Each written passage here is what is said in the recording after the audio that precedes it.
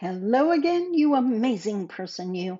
I am hoping that are enjoying the seven grandfather teachings. These are everything to the people who practice them. It is our checks and balance. Did I practice that today? When we do the reflection back on a conversation or some action we took or didn't take, we can look at the seven grandfather teachings as a guide to how to do better in the future. And that is our goal. It's not to compete with anyone else, it's to be better than who we were yesterday. So we've looked at five of the seven. Today, we're going to look at courage or bravery. In other words, Zoongide'ewin. Zoongide'ewin. Let's talk about it.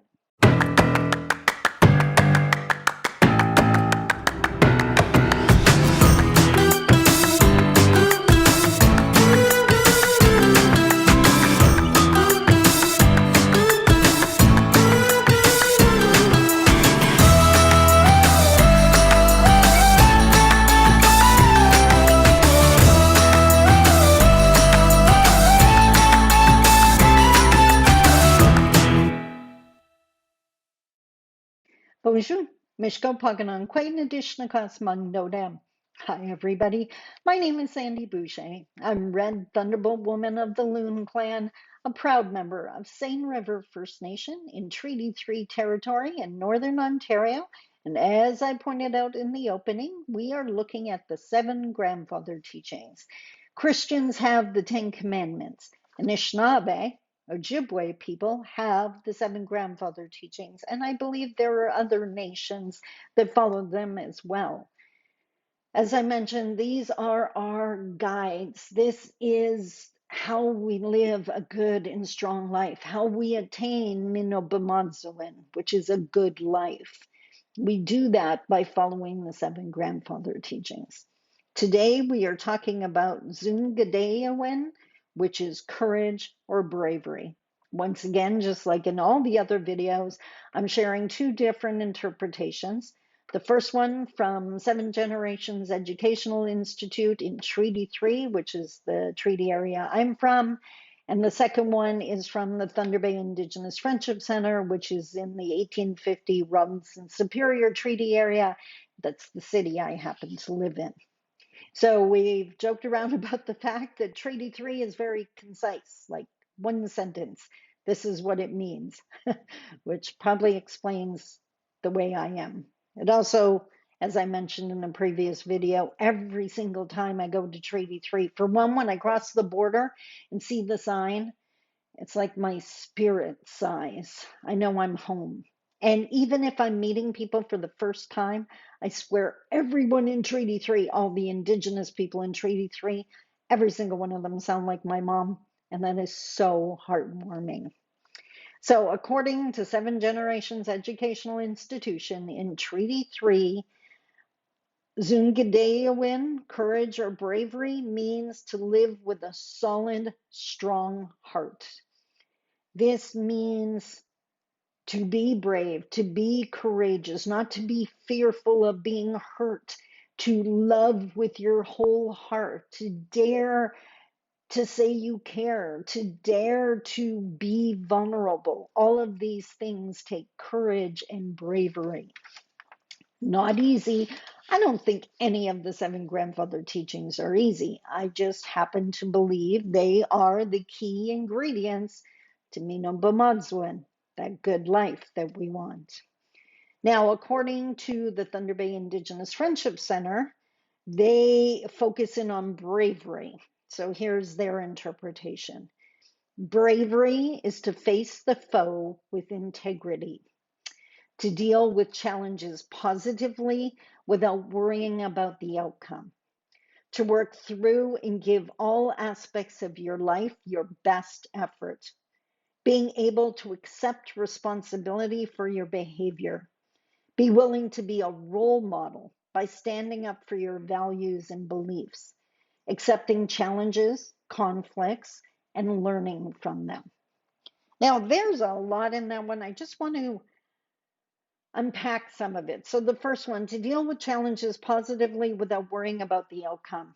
I'm actually going to do a separate video on this, but if there's one thing that's integral to you know what I mean, to the Anishinaabe experience, it is being totally comfy with the fact that we control nothing, that a challenge that comes up in life is just a rock in the river of life. We have our canoe. We choose to paddle around it. It's not personal. If a challenge happens, it's life. We don't control when winter is coming, but we can prepare for it knowing that it's going to come. We can't act like we were surprised, not if you're past, I don't know, the age of 10, right? Like, you know it's coming. So, uh, just owning that and being brave enough to face that, right? To work through and give all aspects of your life your best effort. This is just my personal opinion, but way too many people are out there on autopilot and they're going to tell you, I tried and it didn't get me anywhere. Um, every baby that has ever learned to walk, can you imagine if they only tried 2 or 3 times and then gave up and said, meh, I tried it, it didn't work? Most of us know how to walk. That's because we kept going. Ever seen a baby try to get the remote off a coffee table? Nothing is going to stop them. That's what this is talking about. Just because you're an adult. Now, again, if you say, no, but I've been hurt and I'm scared of being hurt again, then you're not living with a whole heart, a strong whole heart, right? You're letting fear drive the bus now. I'm a 10-year domestic abuse survivor.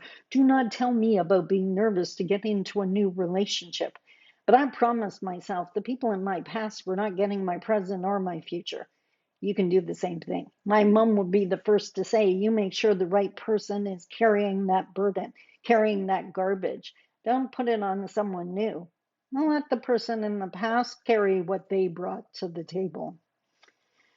Being able to accept responsibility for your behavior, that's the one that really sparked for me because way too many people are out there. And again, I'm not talking Indigenous, non-Indigenous here, people in this case. Way too many people feel helpless. The antidote to helplessness is responsibility. Take responsibility for what you can change. Serenity prayer for anyone who recognizes that. Be willing to be a role model by standing up for your values and beliefs. I heard my mom speaking when I said that part. You are a role model. My mom would be the first to say the ancestors and the children are watching. You're an example. You get to choose of what. And I can admit some days I'm an example of a compassionate person. And in my younger days, there were a lot of days where I was an example of an idiot or an example of a woman that didn't have a voice.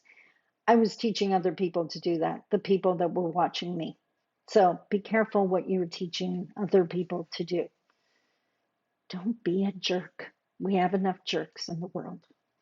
Just saying. And finally, accepting challenges and conflicts and learning from them. What is the lesson here? Nobody's out to get you. What can you learn from that experience? Take it as a puzzle piece and use it to complete the puzzle that is you.